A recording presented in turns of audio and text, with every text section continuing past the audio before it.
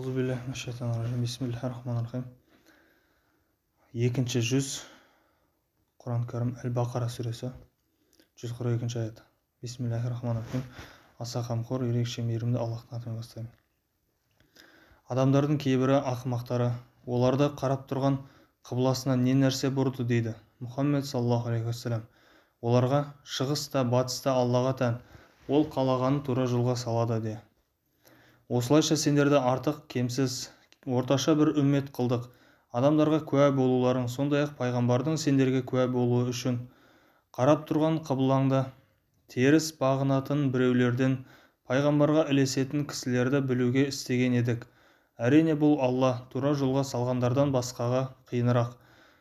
Алла имандарыңды жоймайды. Күдіксіз Алла адам баласына өте жұмсақ, ерекше мейірімді. Мұхаммед саллаллаху алейхи вассалам, жүзіңнің көкке жөнелгенін көреміз. Сондықтан өзің разы болған қыблаға айналдырамыз. Енді жүзіңді Месжид Харам жаққа бұр. Мүміндер қай жерде болсаңдар да, жүздеріңді сол жаққа жөнелтіңдер. Расында өздеріне кітап берілгендер негізінен қыбланың ауысуын Раббыларынан бір шындық екенін біледі. Алла олардың істегендерінен ғапыл емес.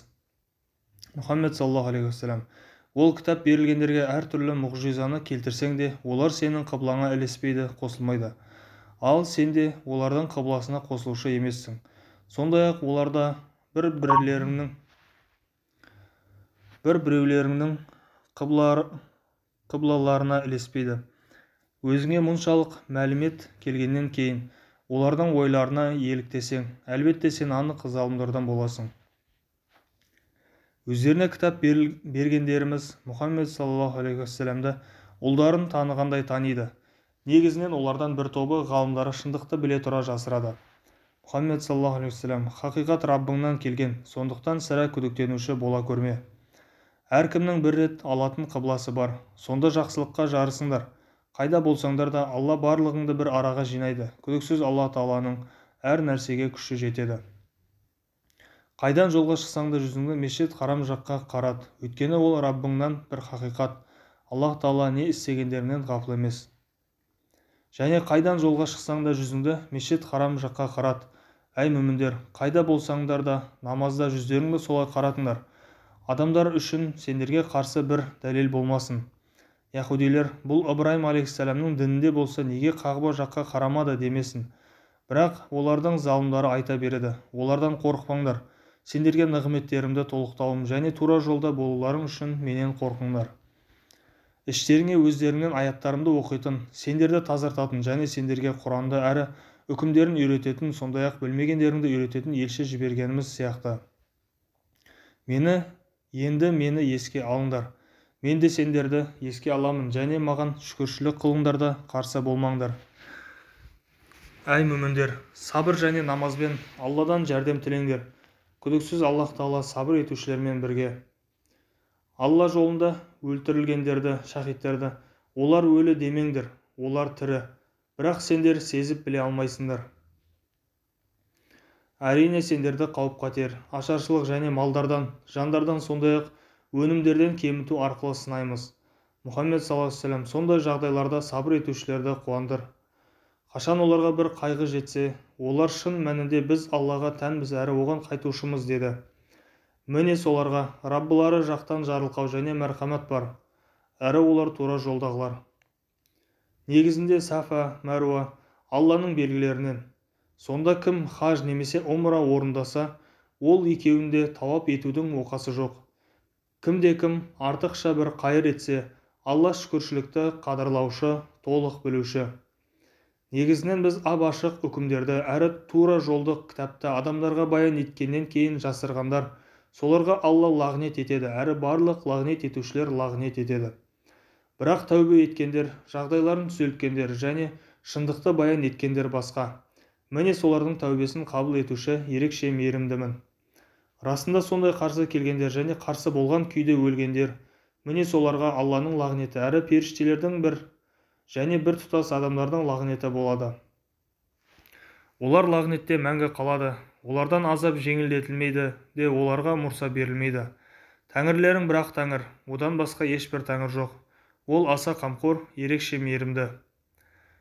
Күдіксіз көктер мен жердің жаратылуында, түн мен күннің ауысуында, адам баласына пайдалы нәрселермен теңізде жүрген кемеде және Алланың көктен жаңбыр жаудырып, жер өлгеннен кейін онымен жандандыруында, әрі онда әр түрлі хайуанды таратуында, желдерді және көк пен жердің арасындағы бағынышты бұлтты басқаруында әлбетте ойлаған елге Алланың барлығы бірлігіне белгілер бар.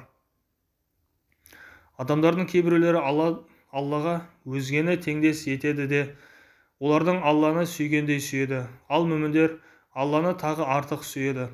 Егер залымдар азапты көрсе, бүкіл қуаттың Аллаға тән екенін, шын мәнінде Алланың қатты азап иесі екенін білсе еді. Сол уақытта ерілгендер, бастағандар өздеріне ергендерден безеді, сондай-ақ олар азап көрген қарым-қатынастары кесіледі. Ал ерушілер, әттең, біз дүниеге қайтар күн болса, олар бізден безгендей, біз де олардан безер едік дер. Солайша Алла олардың істеген істерін өздеріне өкініш етіп көрсетеді. Сондай-ақ олар тозақтан шығушы емес. Әй адам баласы, жер жүзінде болған халал, таза нәрседен жеңдер, және шайтанның ізіне ермеңдер, өйткені ол сендерге ашық дұшпан. Шынайы түрде ол сендерге жамандықты, арсыздықты және Аллаға қарсы білмейтіндеріңді айтуды нұсқайды. Мекке мүшриктеріне Алла түсірген Құранға бой ұсыныңдар делінсе, олар жоқ, үстінде ата-бабаларымызды тапқан жолға ілесеміз деді. Егер аталары еш нәрсені түсінбеген әрі тура жолда болмаған болса да ма? Кәпірлердің мысалы, дабыстағанда үнді, айғайды ғана естіп түсінбейтін біреу тәрізді, саңырау, сақау және соқыр. Сонда олар еш нәрсені аңғармайды.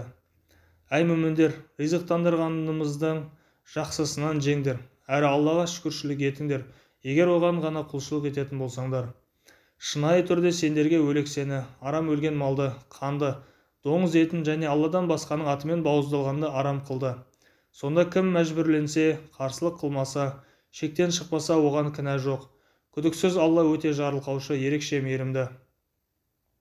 Сондай Алла түсірген кітаптан Тәураттағы Мұхаммед саллаллаху алейхи вассаламның сипаттарын жасырып, оны аз ақшаға дүниеге айырбастағандар, солар қарындарына отты ғана жейді. Қарындарын отпен толтырады. Қиямет күні Алла оларға тіл қатпайды да, оларды ақтамайды және оларға күйзелтуші азап бар. Олар адасуды туралықтың орнына, азапты жарылқаудың орнына ауыстырып алғандар. Сонда олар тозаққа қалай шыдайды? Осы Алланың кітапты туралықпен түсіргендігі үшін негізінен кітап жайында таласқандар ұзақ қайшылықта. 176 аяттың соңы.